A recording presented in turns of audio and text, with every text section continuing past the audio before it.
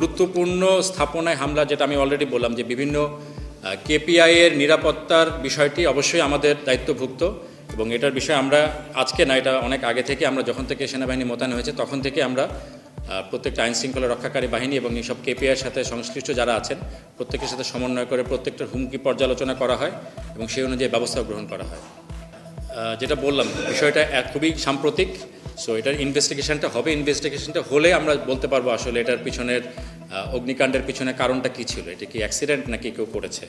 আমাদের সচিবালয়ের নিকটে আমাদের সেনাবাহিনীর সদস্যরা যারা আছেন তারা সার্বক্ষণিক ডিপ্লয়েড থাকেন। মূলত এটার এটার সাথে এটার নিরাপত্তার বিষয়টি বাহ্যিক নিরাপত্তা, তারাও যখনই অগ্নিকাণ্ডের ঘটনা ঘটেছে তারা ইমিডিয়েটলি ডিপ্লয় করেছেন এবং ফায়ার সার্ভিসকে তাদের সর্বাত্মক সহায়তা প্রদান করেছেন।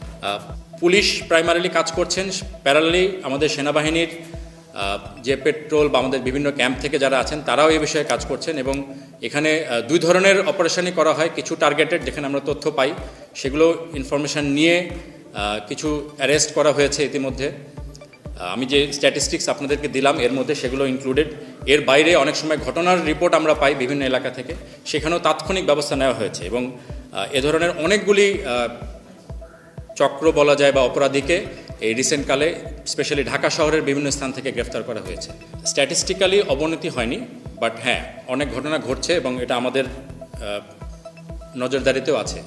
এটার বিষয়ে পুলিশ কাজ করছেন, আমরাও কাজ করছি আমাদের বিভিন্ন লেভেলে। এটা আমাদের বিভিন্ন এলাকা ভিত্তিক সমন্বয় সেল আছে, যেখানে পুলিশ, সেনাবাহিনী এবং অন্যান্য আইনশৃঙ্খলা রক্ষাকারী বাহিনী যারা তারা একসাথে সমন্বয় করেন রেগুলার, এবং সেনা সদর পর্যায়ে এবং উপদেষ্টা মণ্ডলীর পর্যায়ে বিভিন্ন সময় এই কোঅর্ডিনেশনগুলো হয় এবং দেশের যেগুলো যত ধরনের আইনশৃঙ্খলার বিভিন্ন ধরনের হুমকিগুলো উঠে আসে সেগুলো নিয়ে আলোচনা হয় এবং এগুলোর পরবর্তী পদক্ষেপ কী নেওয়া হবে সে বিষয়ে কিন্তু কার্যক্রম সেখানে সিদ্ধান্ত গৃহীত হয় এবং কার্যক্রম গ্রহণ হচ্ছে।